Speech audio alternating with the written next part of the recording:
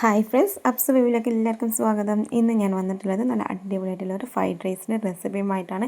ഉണ്ടാക്കാൻ വളരെ ഈസിയാണ്, ഭയങ്കര സിമ്പിളാണ്. അപ്പോൾ ഇതുപോലെ ഈസി റെസിപ്പിക്ക് എൻ്റെ ചാനൽ സബ്സ്ക്രൈബ് ചെയ്ത് സപ്പോർട്ട് ചെയ്യാൻ മറക്കരുത് കേട്ടോ. പെട്ടെന്ന് വീഡിയോയിലേക്ക് പോവാം. അപ്പോൾ അതിന് വേണ്ടിയിട്ട് ഞാൻ ഇന്ന് എടുത്തിട്ടുള്ളത് നമ്മൾ ബിരിയാണി നെയ്ച്ചോറൊക്കെ വെക്കുന്ന ആ ഒരു അരി കൊണ്ടാണ് കേട്ടോ. അപ്പോൾ എപ്പോഴും നമ്മൾ ബാസ്മതി റൈസ് നീളമുള്ള അരി കൊണ്ടാണ് വെക്കല്. പക്ഷേ ഇതുകൊണ്ട് വെച്ചാലും നല്ല ടേസ്റ്റാണ് കേട്ടോ. അപ്പോൾ ഞാൻ ഇതിൽ ട്രൈ ചെയ്ത് നോക്കാമെന്ന് കരുതി. പിന്നെ മലബാറിൻ്റെ ഒരു വലിയൊരു ഹോട്ടലിൽ ഈ ഒരു അരി കൊണ്ടാണ് കേട്ടോ ഫ്രൈഡ് റൈസ് ഉണ്ടാക്കൽ. അപ്പോൾ നല്ല ടേസ്റ്റാണ്, അതിന് ഭയങ്കര ഡിമാൻഡും കൂടിയാണ് കേട്ടോ. അപ്പോൾ ഞാൻ അങ്ങനെ വീഡിയോ ഷൂട്ട് ചെയ്യാമെന്ന് വിചാരിച്ചു. ഒരു പാത്രത്തിലേക്ക് 2 പാത്രം വെള്ളം എന്ന രീതിയിൽ ഞാൻ കണക്കെടുത്തിട്ട് ഒഴിച്ചെടുത്തിട്ടുണ്ട്. പിന്നെ ഒരു 1/4 ഗ്ലാസും കൂടി ഞാൻ വെള്ളം കുറച്ച് ഏറെ എടുത്തിട്ടുണ്ട് കേട്ടോ. അത് ഞാൻ ഫ്ലെയിം ഓണാക്കി ആ വെള്ളം ഒരു ഭാഗത്ത് ചൂടാക്കാൻ വേണമെങ്കിൽ വെച്ച് കൊടുക്കാം, പെട്ടെന്നായി കിട്ടും.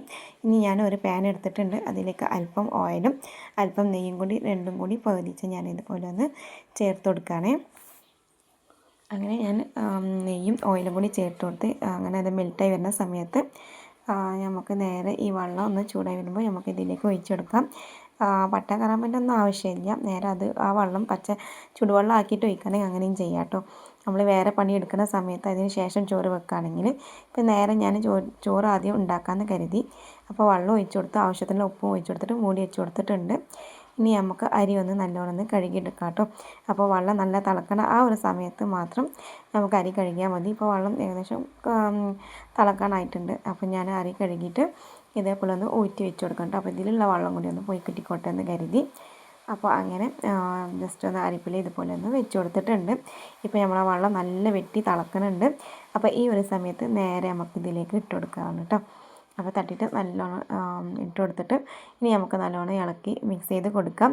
ഇനി ഈ ഒരു സമയത്ത് നിങ്ങൾക്ക് ഉപ്പ് ചെക്ക് ചെയ്ത് കൊടുക്കാം കേട്ടോ. ഉപ്പ് പാകമാണോ കുറവാണെങ്കിൽ അല്പം കൂടി ഇട്ട് കൊടുക്കാം, അല്ലെങ്കിൽ നിങ്ങൾക്ക് മൂടി വെച്ച് കൊടുക്കാം കേട്ടോ. അപ്പോൾ ഇത് നല്ല തിളക്കുന്നുണ്ട്. ഏകദേശം ഒന്നും കൂടി നമുക്ക് ഇതുപോലെ ഒന്ന് ഇളക്കി കൊടുക്കാം. ഇതിൻ്റെ വെള്ളമൊക്കെ ഒന്ന് വറ്റി വരണം കേട്ടോ. അതുപോലെ തന്നെ അരി നല്ലൊന്ന് വെന്ത് കിട്ടണം. ഹൈ ഫ്ലെയിമിലും മീഡിയം ഫ്ലെയിമിലൊക്കെ ആയിട്ടൊന്ന് ഇടയ്ക്കൊന്ന് വെച്ച് കൊടുക്കണം. ഇപ്പോൾ നമ്മളെ വെള്ളമൊക്കെ ഏകദേശം ഒന്ന് വറ്റി വരുന്ന ഒരു സമയമാണ്. അപ്പോൾ നമ്മൾ അരി വെന്തിട്ടുണ്ടോയെന്ന് ചെക്ക് ചെയ്യാം. അരി കടിക്കുന്ന പരിവാണോ എന്ന് നോക്കാം. എല്ലാം ഏകദേശം വെന്തിട്ടുണ്ട്, കടിക്കുന്ന പരിവൊക്കെ വിട്ടിട്ടുണ്ട്. അപ്പോൾ ഇത് നല്ലൊന്ന് എല്ലാം ഒന്ന് പരത്തി കൊടുത്തിട്ട് ചെറുതായിട്ട് നമുക്കൊന്ന് നെയ്യൊന്ന് മേലെ ഒന്ന് വെതറി കൊടുക്കാം. എന്നിട്ട് നമുക്ക് ഏറ്റവും ലോ ഫ്ലെയിമിൽ ഇട്ടിട്ട് നമുക്കൊന്ന് ദമ്മിലിട്ട് കൊടുക്കാം കേട്ടോ. അപ്പോൾ ഒരു 15 മിനിറ്റോളം നമുക്കിതൊന്ന് ദമ്മിൽ വെച്ച് കൊടുക്കാം. അപ്പോൾ ഇത്രയേ ഉള്ളൂ, നമ്മൾ ചോറിൻ്റെ പരിപാടി റെഡിയായി. ഇനി നമുക്ക് അടുത്ത പരിപാടി നോക്കാം കേട്ടോ. ഇനി ഞാനൊരു കടായി എടുത്തിട്ടുണ്ട്. ഇനി ആ കടായിലേക്ക് ഞാൻ ആദ്യം നമുക്കൊന്ന് മുട്ട പൊട്ടിച്ച് വെച്ചെടുക്കണം. അപ്പോൾ അതിന് വേണ്ടിയിട്ടാണ് ഞാൻ മുട്ട എടുത്തിട്ടുള്ളത്. ഒരു 3-4 മുട്ട എടുക്കാം. അപ്പോൾ അതിലേക്ക് ഞാൻ ഓയിൽ ഒഴിച്ച് കൊടുത്തിട്ടുണ്ട്. ഇനി ഇതിലേക്ക് നമുക്ക് മുട്ട നേരെ ഒന്ന് പൊട്ടിച്ച് വെച്ച് കൊടുക്കാം കേട്ടോ. അങ്ങനെ ഞാൻ മുട്ടകളെല്ലാം 4 മുട്ടകൾ ഞാൻ ഇതുപോലെ പൊട്ടിച്ച് ഒഴിച്ച് കൊടുത്തിട്ടുണ്ട്. ഇനി അല്പം ഉപ്പും കൂടി ഞാനൊന്ന് വെതറി കൊടുത്തിട്ടുണ്ട് കേട്ടോ, വളരെ കുറച്ച് മാത്രം. എന്നിട്ട് ഇത് നല്ലോണം ഒന്ന് മിക്സ് ചെയ്ത് യോജിപ്പിച്ച് കൊടുക്കുക. ഇതുപോലെ നല്ലോണം ഒന്ന് മിക്സ് ചെയ്ത് ഇതേ രീതിക്കൊന്ന് ആക്കിയെടുത്താൽ മതി കേട്ടോ. അതൊരു പ്ലേറ്റിലേക്ക് മാറ്റാം. ഇനി അതേ കടായിൽ നമുക്ക് വീണ്ടും അല്പം ഓയിൽ ഒഴിച്ച് കൊടുക്കാം. ഇനി ഇതിൻ്റെ ഒപ്പം തന്നെ നമുക്ക് അല്പം നെയ്യും കൂടി ഞാൻ അതിലേക്ക് ചേർത്തിട്ടുണ്ട്.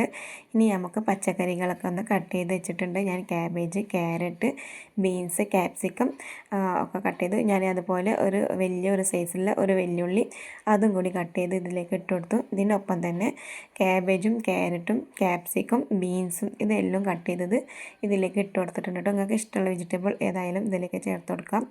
മെയിൻ ഇതൊക്കെയാണ് കേട്ടോ. പിന്നെ ഉള്ളിൻ്റെ താള് ഉണ്ടെങ്കിൽ അതും കൂടി ലീവ്സ് അതും കൂടി ഉണ്ടെങ്കിൽ ചേർത്ത് കൊടുക്കുക. ഇതിലേക്ക് കുരുമുളക് പൊടി അതും കൂടി ഞാൻ ഇതിലേക്ക് ചേർത്ത് കൊടുത്തിട്ടുണ്ട്.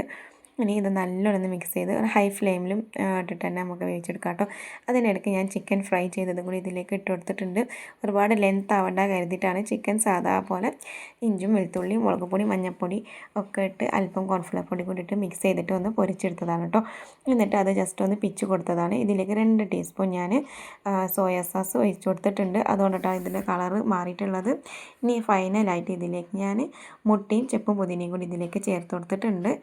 എന്നിട്ട് നല്ലോണം യോജിപ്പിച്ച് കൊടുക്കാം. നമുക്ക് അത് ഫ്ലെയിം ഓഫ് ചെയ്യാം കേട്ടോ. ഇപ്പോൾ ഇത് നമുക്ക് ചോറ് ഇവിടെ റെഡി ആയിട്ടുണ്ട്. ഒരു 10 മിനിറ്റോളം ഇതൊന്ന് ചൂടാറാൻ വെച്ച് കൊടുക്കണം കേട്ടോ. എന്നാലേ നമ്മൾ അരി ഓരോന്നായിട്ട് വിട്ടു പോരുള്ളൂ. അങ്ങനെ അതിന് ശേഷം നേരെ നമ്മൾ ഉണ്ടാക്കിയ ആ പച്ചക്കറി ഉണ്ടല്ലോ ഇതിലേക്ക് ഇട്ട് കൊടുത്തിട്ടുണ്ട്. ഇത് നല്ലോണം മിക്സ് ചെയ്ത് യോജിപ്പിച്ചെടുക്കുകയാണേ. അപ്പോൾ ഇതേ രീതിക്ക് നല്ലോണം ഒന്ന് മിക്സ് ചെയ്ത് യോജിപ്പിച്ചെടുത്തതിന് ശേഷം നേരെ നമുക്കിതൊന്ന് പ്ലേറ്റിലേക്ക് മാറ്റാം. അപ്പോൾ ഇത്രയേ ഉള്ളൂ, നല്ല അടിപൊളിയായിട്ടുള്ള നമ്മളെ ഫ്രൈഡ് റൈസ് റെഡി ആയിട്ടുണ്ട്. എല്ലാവർക്കും ഇഷ്ടപ്പെടുകയാണെങ്കിൽ ലൈക്ക് ചെയ്യാൻ, സബ്സ്ക്രൈബ്